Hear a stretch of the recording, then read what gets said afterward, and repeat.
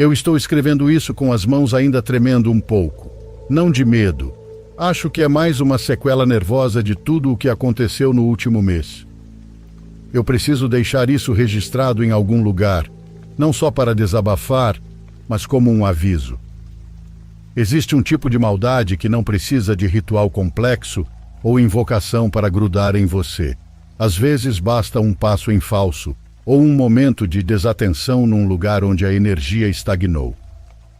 Tudo começou numa terça-feira nublada, há cerca de 5 semanas. Eu não sou uma pessoa supersticiosa. Nunca fui. Sou lógica, gosto de coisas que fecham e que têm explicação.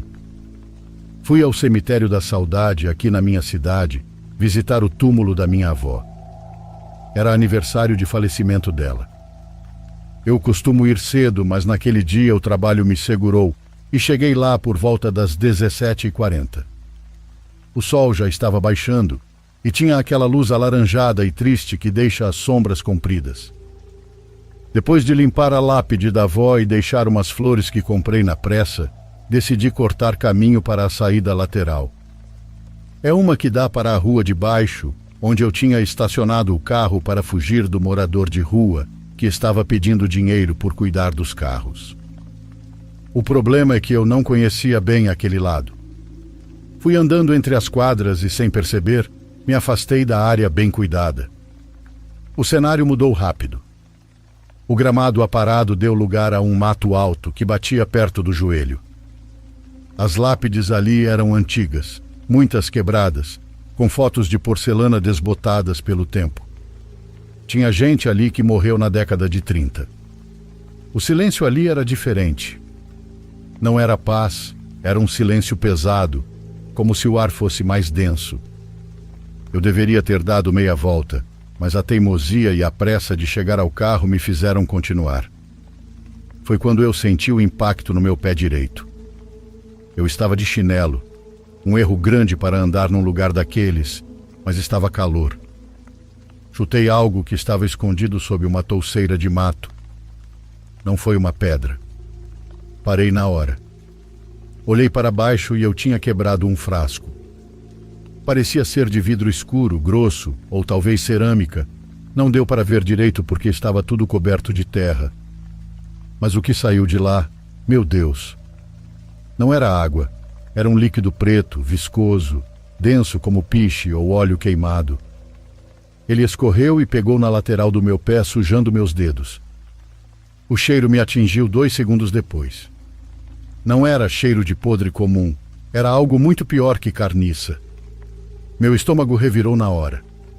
Senti uma coisa violenta subir pela garganta. Que merda!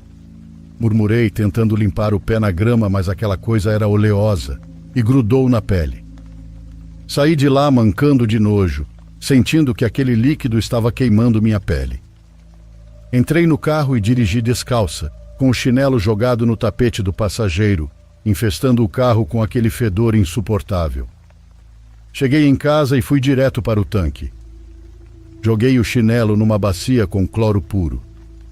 Fui para o banho e esfreguei meu pé com bucha vegetal até a pele ficar vermelha, quase em carne viva. Aquela coisa saiu, mas a sensação de que ela ainda estava ali permaneceu. O cheiro parecia ter impregnado na pele.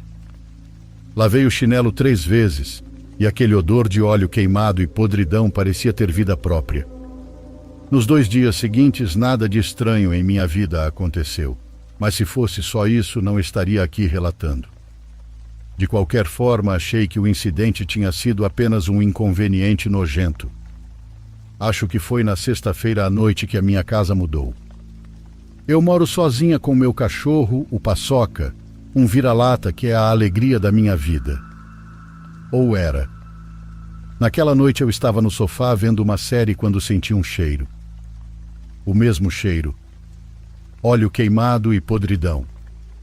Olhei para os lados e cheirei minha própria pele. Nada. O cheiro vinha do ar, passava como uma brisa e sumia. Paçoca, que estava dormindo no tapete, levantou a cabeça do nada. As orelhas ficaram em pé, viradas para o corredor que dá para os quartos. Ele começou a rosnar. Não era aquele rosnado de alerta quando passa alguém na rua, era um rosnado muito diferente. O pelo das costas dele arrepiou de um jeito que eu nunca tinha visto. "O que foi, menino?" perguntei. Ele não olhou para mim. Ele recuou com o rabo entre as pernas, olhando fixamente para o vazio do corredor escuro. Naquela noite tive o primeiro pesadelo. Sonhei que estava nadando numa piscina daquele óleo preto e algo puxava meu pé para o fundo. Acordei suando frio com a sensação física de uma mão gelada no meu tornozelo direito, o mesmo pé que eu havia sujado. A partir dali, minha vida desmoronou com uma velocidade assustadora. No sábado, comecei a ver os vultos. No começo era só de relance, uma sombra alta, disforme, parada no canto da sala. Quando eu virava, não tinha nada. Mas a sensação de ser observada era constante. O ar da casa ficou gelado. Não importava se fazia 30 graus lá fora. Dentro de casa parecia uma câmara frigorífica. No domingo as coisas começaram a sumir. Minha chave do carro, minha carteira e o controle da TV. Eu colocava na mesa, virava as costas e quando voltava tinha sumido. Eu encontrava horas depois em lugares absurdos. A chave dentro da geladeira, a carteira no fundo do cesto de roupa suja e o controle equilibrado em cima da porta que eu nunca fechava. Eu comecei a questionar minha sanidade. Estou ficando louca, eu pensava. Na segunda-feira, a onda de azar bateu com força. Acordei com uma febre de 39 graus que não cedia com remédio algum. Meu corpo doía como se eu tivesse sido espancada. Tentei ir trabalhar, mas mal conseguia ficar em pé. Na terça, minha casa foi invadida. Entraram enquanto eu estava na farmácia comprando mais remédio. Levaram meu notebook, a TV e umas joias que eram da minha mãe. O estranho? A porta não foi arrombada. As janelas estavam intactas. A polícia não soube explicar nada. "Deu azar, dona Luzia", disse o policial. Azar. A palavra parecia pequena demais. Mas o pior, o golpe de misericórdia foi na quinta-feira. O Paçoca parou de comer na terça, junto com a minha febre. Na quarta, ele só vomitava uma espuma amarela. Levei ao veterinário, fizeram exames de sangue, ultrassom, tudo. "Ele está saudável, Luzia, então não tem explicação para esse declínio", o veterinário disse. Mas na quinta de manhã encontrei ele deitado no box do banheiro, o lugar mais frio da casa.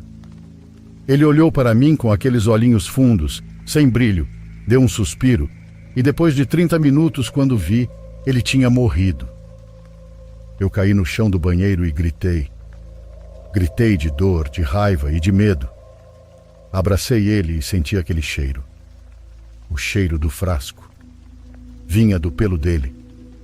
Aquela coisa, aquela sujeira que eu trouxe do cemitério tinha matado meu único companheiro. Eu estava no fundo do poço, doente, roubada, aterrorizada e sozinha. Minha casa parecia um mausoléu. As sombras agora não ficavam mais na visão de lado. Eu as via paradas ao pé da minha cama quando acordava e não conseguia se mexer. Eram formas escuras, que pareciam sugar a luz do ambiente. Foi quando a campainha tocou na sexta-feira à tarde. Era a dona Aldevânia, que mora 3 casas para baixo. Uma senhorinha de uns 70 anos, de cabelos brancos presos num coque e pele enrugada de quem trabalhou muito no sol. Ela nunca frequentou igreja, nem centro, nem templo, mas todo mundo no bairro sabe que dona Aldevânia tem a força de Deus. Ela orava, e quando ela orava, as coisas aconteciam. Eu mal abri o portão e ela já foi entrando sem pedir licença.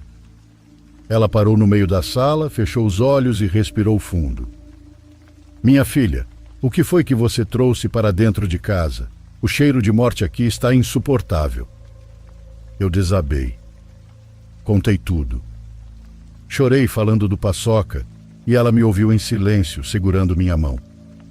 As mãos dela eram quentes, um contraste absurdo com o gelo que eu sentia nos meus ossos. Você chutou uma oferenda de amarração de maldição Luzia. Coisa feita para destruir, enterrada em terra ruim, para maturar. E você quebrou o ciclo. O que estava no frasco tinha dono, e quando você tocou, ele pegou você. Eu tremi. O que eu faço, dona Aldevânia? Eu vou morrer? Ela me olhou nos olhos com uma severidade maternal. Não, porque me mandaram aqui para te ajudar, mas a briga vai ser feia. Isso aí já se alimentou da vida do seu bichinho, agora quer a sua. E assim começou a minha via crucis de 10 dias. Dona Aldevânia praticamente se mudou para a minha casa. Ela não trouxe Bíblia, não trouxe imagens, muito menos trouxe velas coloridas. Ela trouxe apenas uma cruzinha de madeira e uma garrafa de água que ela mesma preparava com ervas que colhia no quintal. O processo era excruciante. Ela me fazia sentar numa cadeira de madeira no centro da sala e ela ficava andando em círculos ao meu redor, sempre orando. Não eram orações que eu conhecia, mas dava para ver que ela conversava com Deus. Às vezes ela falava baixo, às vezes ela gritava com o vazio, ordenando que aquilo saísse. Nos primeiros 3 dias eu piorei. Vomitei uma massa preta que parecia mais uma doença. Tive alucinações e nisso as paredes da casa pareciam sangrar aquele óleo preto.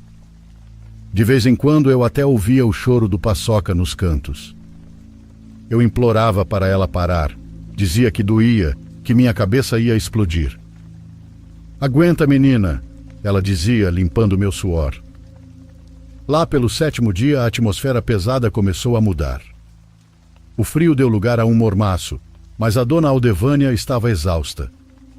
Ela envelheceu 10 anos naquela semana. O rosto dela estava cinza, mas ela não parava. Faltam 3 noites, ela repetia. A 10ª noite, eu nunca vou esquecer a 10ª noite. Estávamos na sala. Já passava das 3 da manhã. Eu estava num estado de semiconsciência, fraca, deitada no sofá enquanto ela orava de joelhos ao meu lado. A casa estava num silêncio absoluto, sem grilos nem carros na rua. De repente, a temperatura caiu bruscamente. O cheiro de óleo queimado voltou com força total, fazendo meus olhos arderem. Senti uma pressão no peito, como se alguém tivesse sentado em cima de mim, esmagando minhas costelas. Tentei gritar, mas não tinha voz. Dona Aldevânia levantou. Ela parecia gigante naquele momento. Ela ergueu as mãos para o teto e a voz dela, antes rouca, saiu como um trovão. Aqui não! Esta vida não te pertence! Volte para o pó de onde veio! No momento em que ela gritou a última palavra, aconteceu.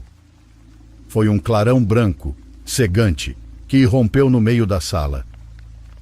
A luz era tão forte que eu senti o calor dela na minha pele, mas não queimava, purificava.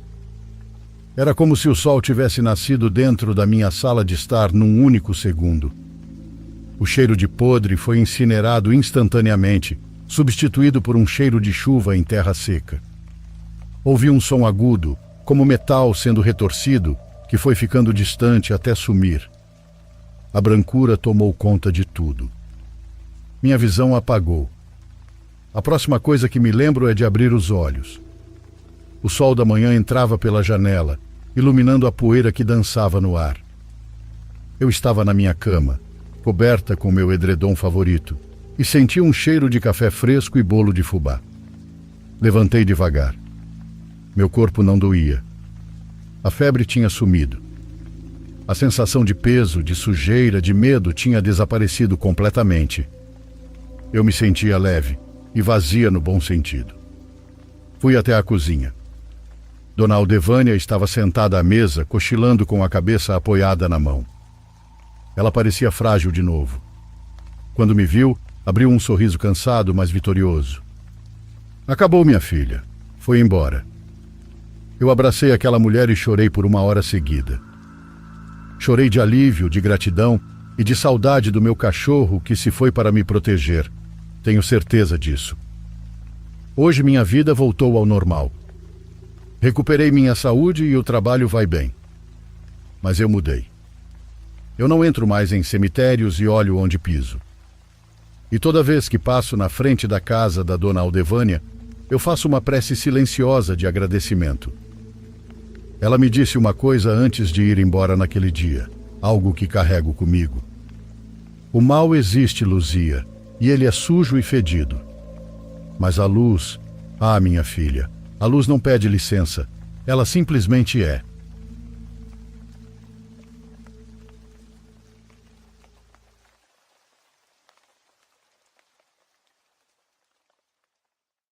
Por favor, curta e se inscreva se você estiver gostando.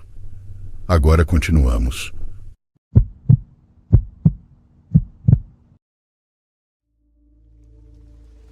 Isso aconteceu quando eu tinha cerca de 8 anos de idade. A casa em que morávamos foi construída em 1940 por americanos que vieram para o Brasil por conta das guerras. No andar de cima havia 2 quartos ligados um ao outro. Meu quarto tinha uma porta de passagem, mas não tinha porta de verdade. Para chegar ao quarto do meu irmão, era preciso passar pelo meu quarto. Ambos os quartos tinham closets, mas o meu closet tinha um pequeno alçapão que levava direto ao sótão. Lembro que meu closet era sempre extremamente frio, e toda vez que eu entrava lá, sentia uma sensação estranha e assustadora. Certa noite, deixei alguns brinquedos e bonecas Barbie no chão daquele closet. Eu tinha uma Barbie especial do filme Barbie, em A Princesa e a Plebeia. Essa boneca podia cantar várias músicas do filme quando você apertava um botão. Entre 2:30 e 3 da manhã, enquanto minha irmã e eu dormíamos em nossos beliches, ouvi um som baixo de canto.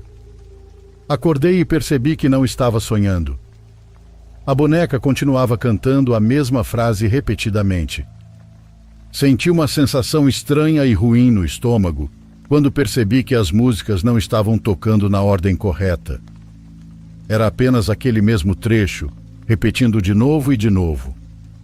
Acordei minha meia-irmã para que ela também pudesse ouvir. Lembro dela olhar para mim e eu podia perceber que estava aterrorizada. Nós duas tínhamos apenas 8 anos e estávamos com medo demais para sair da cama. Ficamos debaixo das cobertas e chamamos meu irmão no quarto ao lado. Finalmente ele acordou e entrou para ver o que estava acontecendo. Quando meu irmão ouviu o canto, ele pensou imediatamente que estávamos pregando uma peça nele. Mas quando viu o quanto estávamos assustadas, percebeu que não era brincadeira. A presença dele nos deu coragem para sair da cama e ir verificar. Caminhamos até o closet e acendemos a luz. Imediatamente percebi aquele ar gelado familiar. A primeira coisa que vi fez meu coração afundar. Eu estava olhando diretamente para o sótão escuro e assustador. A pequena porta do alçapão estava totalmente aberta. Eu sempre mantinha aquela porta fechada porque ela me aterrorizava. Mas agora estava aberta. Então olhei para a Barbie no chão e ela ainda estava cantando aquela mesma música. Não havia nada tocando a boneca e o botão não estava travado nem quebrado. Ela estava tocando sozinha. Meu irmão a pegou e nós 3 apenas nos encaramos, sem saber o que fazer. Eu ainda sentia aquela sensação ruim no estômago, então disse a ele para jogar a boneca pela janela. E ele fez isso. Jogou a boneca para fora só para afastá-la de nós. Não queríamos acordar nossos pais, então voltamos para a cama. Dessa vez, minha irmã e eu dormimos no chão do quarto do meu irmão. Na manhã seguinte, descemos as escadas. Para meu horror, meu pai havia encontrado a boneca no canteiro de flores do lado de fora e a trouxe de volta para dentro da casa. Ela estava em cima da bancada da cozinha. Ela não estava mais cantando, e meu pai disse que ela também estava silenciosa quando a encontrou. Contamos aos nossos pais exatamente o que havia acontecido na noite anterior. Por um segundo vi um lampejo de preocupação nos olhos da minha mãe. Mas então ela começou a nos dar explicações lógicas para o que poderia ter acontecido. Acredito que meus pesadelos começaram depois daquela noite. No meu sonho, estou de volta à casa sendo outra pessoa. Abro a porta do closet e ouço alguém chorando. Olho para o sótão escuro e vejo uma menina sentada no canto, com a cabeça abaixada. Essa é a primeira lembrança clara que tenho de coisas estranhas acontecendo naquela casa. Depois disso, ainda aconteceram muitas outras coisas que até hoje não consigo explicar. No começo dos meus 20 anos, voltei a morar naquela casa e a aluguei da minha mãe. À noite eu ouvia uma voz abafada e o som de passos arrastados acima do meu quarto. Meu quarto ficava no andar de baixo e diretamente acima de mim ficava o closet do meu antigo quarto. Além disso, meu filho se recusava a dormir no andar de cima. Ele tinha cerca de 4 anos na época. Sempre tive muito interesse em fantasmas e no sobrenatural, e sinto que sou sensível a espíritos. Ainda acontecem algumas coisas e pretendo mandar algum relato novo em breve.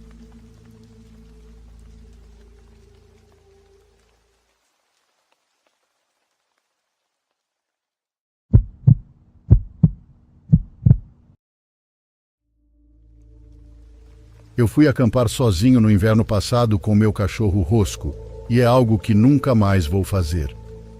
Eu tinha tirado alguns dias de folga do trabalho e queria me afastar das pessoas. Carreguei minha caminhonete com meu equipamento e dirigi por uma trilha longa e estreita que entrava fundo em uma floresta estadual. A estrada mal era mantida, coberta de neve compactada e gelo, e não havia outros carros em lugar nenhum.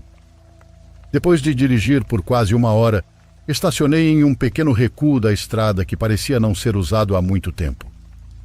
De lá caminhei mais 20 minutos com minha mochila e o Rosco até chegar a uma pequena clareira cercada por árvores densas. A neve era profunda e intocada. Não havia pegadas nem sinais de que alguém tivesse estado ali recentemente.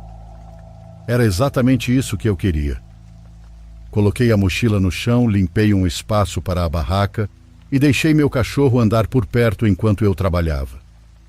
Ele ficou próximo, cheirando a neve e as árvores, apenas pulando e brincando. Montei a barraca, prendi bem as estacas porque o chão estava congelado e organizei meu isolante térmico e o saco de dormir próprio para inverno lá dentro. Eu sabia que seria uma noite fria, bem abaixo de 0, então me vesti em camadas adequadas. Roupas térmicas, meias grossas, um fleece e um casaco pesado permaneceram comigo mesmo depois de o acampamento estar montado. Quando a barraca ficou pronta, juntei madeira seca e fiz uma pequena fogueira. Acendi o fogo e deixei queimar até obter uma chama constante. Preparei o jantar ali mesmo, apenas uma refeição simples, e me sentei em um tronco para comer, enquanto o Rosco deitava perto do fogo.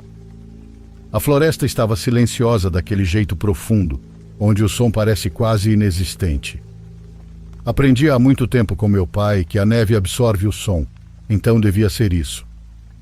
Depois que terminei de comer, o Rosco de repente se levantou e começou a latir em direção às árvores. No começo isso não me preocupou. Havia cervos por toda parte ali, e ele já havia latido para eles antes. Eu disse para ele relaxar, e depois de 1 minuto ele obedeceu, sentando novamente. Olhei a hora e decidi ficar mais um pouco perto da fogueira antes de ir dormir. Eu sempre carregava uma arma de fogo quando acampava em lugares remotos, e ela estava no coldre ao meu lado, como sempre. Naquele momento eu me sentia bem.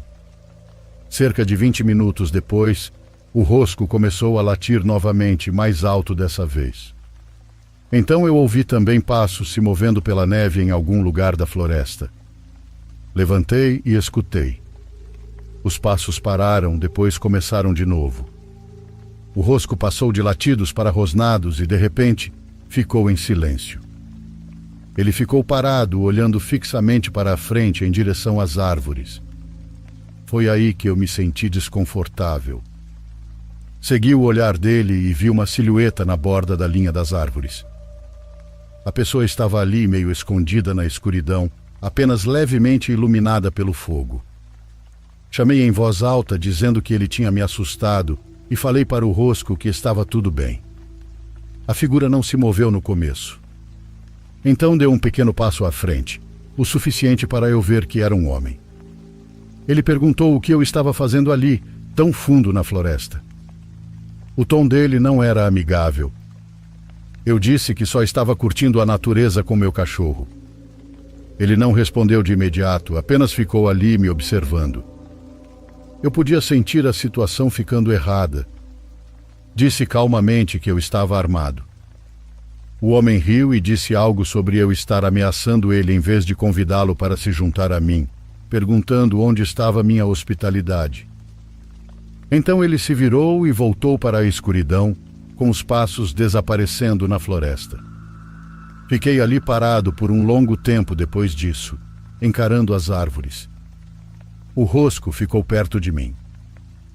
Eu não gostei de nada daquilo, mas eventualmente disse a mim mesmo que ele tinha ido embora. Apaguei a fogueira com cuidado, jogando neve sobre ela e mexendo as cinzas até que não restasse nada que pudesse brilhar. Eu não queria luz chamando atenção. Entrei na barraca e fechei tudo. Lá dentro fiz tudo o que pude para me manter aquecido. Coloquei até o isolante para impedir que o chão gelado drenasse o calor do meu corpo. Permaneci totalmente vestido, coloquei um gorro de lã e apertei bem o saco de dormir ao redor dos ombros. Mantive um aquecedor de mãos perto do tronco e outro perto dos pés. O rosco se enroscou ao meu lado e o calor do corpo dele ajudou mais do que qualquer outra coisa. Fiquei ali deitado ouvindo a floresta, ou melhor, o silêncio extremo. Depois de um tempo, o rosco começou a rosnar novamente. Então eu ouvi para o que ele estava rosnando: passos na neve. Eles pararam e o rosco ficou quieto, mas as orelhas dele continuaram erguidas. Então os passos começaram de novo, mais próximos dessa vez e mais lentos do que antes. Eles chegaram até a barraca e pararam. O rosco começou a uivar alto.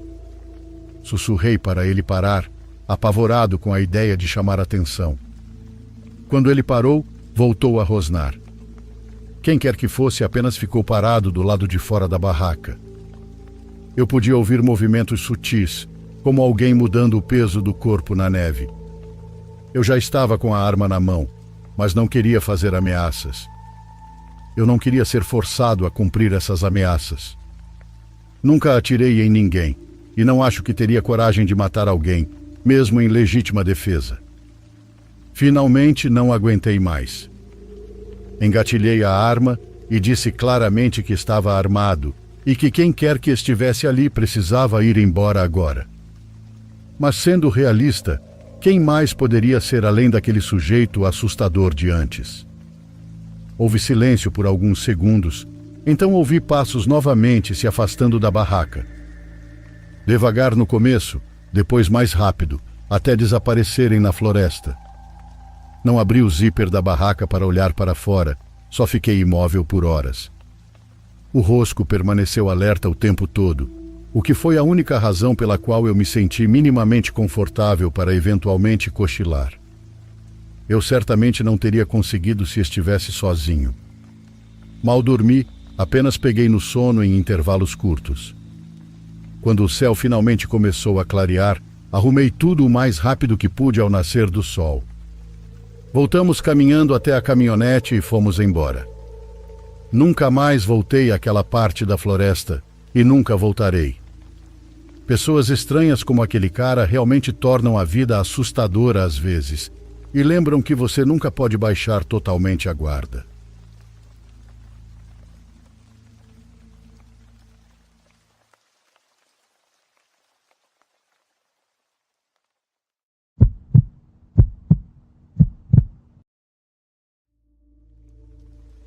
Olá, Diário dos Pesadelos. Inicio essa mensagem com meus caros agradecimentos por disponibilizar esse e-mail para encaminhamento de relatos. Bom, minha infância foi regada por sentimentos muito fortes, seja ele qual fosse. Minha família era de classe média baixa, passavam por algumas dificuldades naquela época, mas nunca faltou amor por parte dos meus pais para comigo. Eles tinham que trabalhar para sustentar a casa, e por eu estar em colégio particular, minha mãe não teve outra opção a não ser trabalhar também. Logo tive que ficar em casa sozinho durante o trabalho deles, pois, curiosamente, sempre que me colocavam em uma creche ou algo do tipo, acontecia algum problema e eles tinham que me retirar imediatamente. Então eles pediam para meus vizinhos ficarem de olho em mim, embora eu não soubesse que era vigiado por eles. Por estar sozinho, a solução era me distrair ao máximo até eles chegarem, e quando chegavam era uma alegria que só. Meu pai trazia o doce típico da nossa região. Já que morava em Salvador, não faltava comidas típicas. Paçoca sempre foi meu doce preferido, e ele sabia bem disso. Tínhamos muitas coisas para contar um para outro e para minha mãe, mas aí é que chega o porquê de eu entrar em contato com o canal. Eles chegavam por volta das 18 horas, e logo a noite caía e já eram para lá das 20 horas. Por orientação de pediatras da época, eu não deveria dormir na cama dos meus pais, pois já era um garoto e não poderia atrapalhar a intimidade do casal. Com isso, eles me deram um quarto e fizeram de tudo para que parecesse agradável e aconchegante para mim, embora as tentativas falhassem a cada noite. Primeiro porque sentia muita falta deles, o que me fazia correr para o quarto dos meus pais em vez de tentar dormir novamente. Repito que no começo não era nada além de sentir falta deles. Bom, às vezes minhas primas iam para minha casa passar dias conosco e poder ficar com minha mãe, que considero a melhor mãe do mundo, e não só eu, já que minhas primas amavam e faziam questão de irem para lá passar o tempo com ela. Ao precisar de lugar para dormir, não restava outra opção a não ser dormir no meu quarto. Esses dias eram bons, tanto que dormia sem preocupação nenhuma. Mas era horrível ver o dia delas partirem de volta para suas casas. Ali eu sabia que estaria só eu, e eu. O medo foi evoluindo a ponto de eu não aceitar que tivesse nada no quarto com olhos, fosse bonecos ou qualquer outro brinquedo. Não queria nada que tivesse uma forma meio humana ou animal, pois à noite eles me passavam a impressão de estarem se mexendo. Eu chegava a dormir no quarto dos meus pais antes deles se deitarem para dormir, mas eles, quando iam para a cama, me devolviam ainda dormindo ao meu. Eu despertava no meio da noite e a sensação era a pior possível. Eu corria para o quarto deles, pois sentia algo desagradável no meu, e dormia no chão, mas dormia só pelo fato de estar ali com eles. As coisas que me fazia correr para lá eram sempre fruto de imaginação, mas um dia o que mais temia que acontecesse, aconteceu. Eu costumeiramente, antes de correr para o quarto deles, olhava fitando os olhos na porta do meu quarto. Eu esperava e via se nada iria aparecer, mas naquele dia, para meu espanto, tinha algo lá em forma de esqueleto. Não olhou para mim, mas entrou no quarto. Foi um momento de horror, e me arrepio nesse momento, citando o que ocorreu. Aquele ser andou da porta até a parede da janela, onde simplesmente sumiu, dando a impressão de passar pela parede. Depois da parede havia apenas o corredor da casa de baixo, ou seja, uma queda para um corpo físico. Eu corri pela minha vida até chegar no quarto dos meus pais. Aquilo nunca apareceu novamente, embora algo muito intrigante aconteceu. Eu cresci, virei um adolescente e por muitos anos aquele foi meu quarto. Anos depois, porém, se tornaria a cozinha. E pasmem, por mais difícil que pareça, por simplesmente ser um abismo, o lado de fora daquela parede, ali no mesmo lugar onde ele aparentemente pareceu passar, se tornou uma porta. Ali foi construído um corredor do primeiro andar.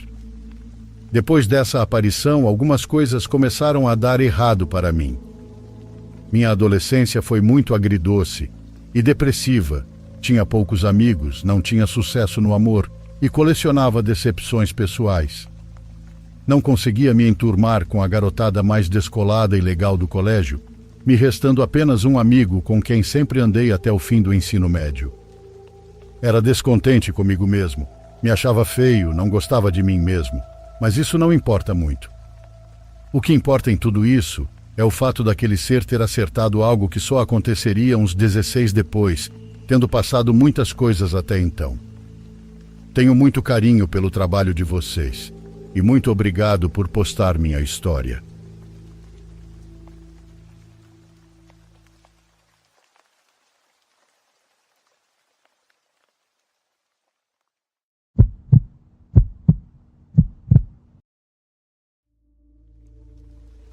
Isso aconteceu há alguns anos, quando eu ainda era menor de idade. Naquela época, meu pai e eu decidimos fazer uma viagem de carro de forma totalmente inesperada. Não era algo planejado nem nada do tipo, simplesmente surgiu do nada. Claro que eu não esperava por isso, mas aceitei ir porque achei que seria uma boa oportunidade de conviver com ele e passarmos um tempo juntos. Decidimos sair à tarde, dirigindo por várias horas. Para mim foi difícil calcular o tempo exato, mas lembro que já era noite, por volta das 9, quando paramos em um posto de gasolina. Compramos algo para comer, água e aproveitamos para ir ao banheiro. Algo importante é que esse posto de gasolina ficava praticamente no meio do nada, cercado apenas por estrada, campo aberto e escuridão. Naquele momento não dei muita importância a isso. Depois disso, voltamos para o carro e começamos a procurar algum hotel próximo para passar a noite, mas não encontramos nenhum. Não havia hotéis, motéis, nem nada parecido por quilômetros. Meu pai estava visivelmente cansado, então decidiu que o melhor seria dormir no carro. Depois de um tempo, encontramos uma espécie de área de descanso ou estacionamento à beira da estrada e paramos ali. Ajustamos os bancos da melhor forma possível e tentamos dormir. Meu pai pegou no sono profundamente quase de imediato. Eu, por outro lado, não conseguia dormir. Fiquei algumas horas no celular navegando e vendo coisas para passar o tempo. Assim, por volta das 11 da noite, comecei a me sentir desconfortável. Foi como se o ar dentro do carro estivesse pesado, ou como se me faltasse espaço para respirar. Por isso decidi sair um pouco para tomar ar. Senti-me relativamente seguro porque de onde estávamos ainda dava para ver um posto de gasolina iluminado e de vez em quando caminhões passavam pela estrada. Não era um lugar completamente abandonado, então não achei que houvesse perigo. Enquanto eu estava do lado de fora, também estava conversando com um amigo por mensagens. A gente falou por um tempo e isso me fazia sentir acompanhado. Nesse momento notei algo do outro lado da estrada. Parecia um milharal enorme. Eu nunca tinha visto um pessoalmente, então aquilo chamou muito a minha atenção. Apenas por curiosidade, decidi atravessar a estrada para ver mais de perto. Caminhei em direção a ele, chegando bem perto. Enquanto estava ali parado, comecei a sentir uma sensação estranha, como se alguém estivesse me observando. Mesmo assim, tentei me acalmar, pensando que era normal se sentir assim estando sozinho no meio da noite, ao lado de um milharal alto e completamente escuro. Cheguei até a considerar entrar no meio das plantas, mas logo pensei que não fazia sentido. Eu simplesmente me afastei um pouco quando do lugar onde estava vi um celeiro. Era grande, branco, com faixas talvez pretas. Não tenho certeza porque a escuridão não permitia distinguir bem as cores, mas não havia dúvida de que era um celeiro. Naquela época eu era jovem e bastante idiota. Tinha cerca de 14 anos e por pura curiosidade decidi me aproximar para vê-lo melhor. O celeiro ficava ao lado do milharal, um pouco escondido. Lembro até de ter pensado em tom de brincadeira algo como: quem sabe eu veja algo que me assuste. Nunca pensei que algo assim realmente fosse acontecer. Sempre gostei de sentir medo, mas de forma controlada, como em filmes ou histórias. Não daquele jeito. Comecei a caminhar em direção ao celeiro. Lembro com muita clareza que eu não estava usando meias, apenas chinelos. Eu conseguia sentir a terra fria tocando meus pés. Tudo estava em silêncio, exceto pelo som distante dos caminhões. Enquanto isso, também mandei fotos para meu amigo, dizendo em tom de brincadeira que tinha visto algo estranho e que ia investigar. À medida que me aproximava, comecei a notar algo estranho atrás do celeiro, um pouco para o lado. Era como se alguém estivesse espiando por uma das esquinas. No começo pensei que fosse algum objeto, talvez um sino pendurado ou algo metálico sobressaindo. Essa foi minha primeira impressão, então continuei avançando. Quando cheguei um pouco mais perto, percebi que não era um objeto inanimado. Era a cabeça de alguém espiando pela esquina do celeiro. Naquele instante fiquei completamente paralisado. Meu corpo não conseguia reagir. Minha mente entrou em um estado de luta ou fuga, mas nenhuma das duas respostas veio de imediato. Eu simplesmente fiquei ali, vendo claramente que algo me observava. Não conseguia distinguir os traços com detalhes, mas sabia que não era uma pessoa normal. Alguns segundos se passaram, que pareceram uma eternidade, quando de repente o som de uma notificação no meu celular me tirou daquele estado. Foi como se aquele barulho tivesse quebrado um feitiço. Assim que recobrei os sentidos, saí correndo o mais rápido que consegui. Atravessei a estrada sem pensar, cheguei ao carro e entrei imediatamente batendo a porta com toda a força. Senti um alívio enorme percorrer todo o meu corpo, como se eu tivesse escapado de algo muito ruim. Percebi que meu pai continuava dormindo profundamente, apesar de eu ter batido a porta com força. Minha respiração ofegante, meus movimentos bruscos, nada foi suficiente para acordá-lo. Por um momento pensei em acordá-lo, dizer que precisávamos sair dali, contar o que eu tinha visto, mas sabia que ele não acreditaria em mim. Ele nunca acreditou em nada paranormal, e antes já tinha achado que eu exagerava ou que estava tendo algum tipo de episódio psicótico, então decidi não fazer isso. Em vez disso, respirei fundo várias vezes, tentando me acalmar. Também enviei uma mensagem para uma amiga, contando o que tinha acabado de acontecer, mas ela não acreditou. Não a culpo. Na verdade, entendo perfeitamente que pareça falso. Às vezes, até para mim, é difícil acreditar, mas eu sei o que vi. Eu estava completamente lúcido e consciente. Não estava alucinando nem sob influência de nada. Isso aconteceu muito antes de eu sequer saber algo sobre drogas ou qualquer coisa do tipo. O que mais me perturba é um detalhe que não consigo tirar da cabeça. O que quer que estivesse me observando era muito alto, muito mais alto do que qualquer pessoa já registrada. Sempre que me lembro daquela noite, sinto uma mistura de pavor e paranoia. Nunca contei isso para ninguém da minha família, nem mesmo para o meu pai. Guardei isso por anos. Se algum de vocês tiver uma ideia do que pode ter sido, agradeceria se me dissesse. Alguns amigos me disseram que se trata de um Wendigo, mas não sei o que pensar. Digo isso porque antes eu era dividido quanto a encontros paranormais. Acreditava em algumas coisas e duvidava de outras. Mas depois daquela noite algo mudou.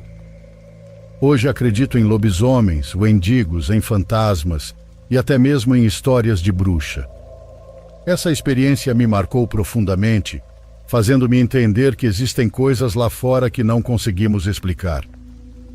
Eu sei que muita gente vai dizer que nada disso é real e que tudo tem uma explicação lógica. Mas no fundo, acho que todos nós sabemos muito bem que existem coisas extremamente perturbadoras por aí.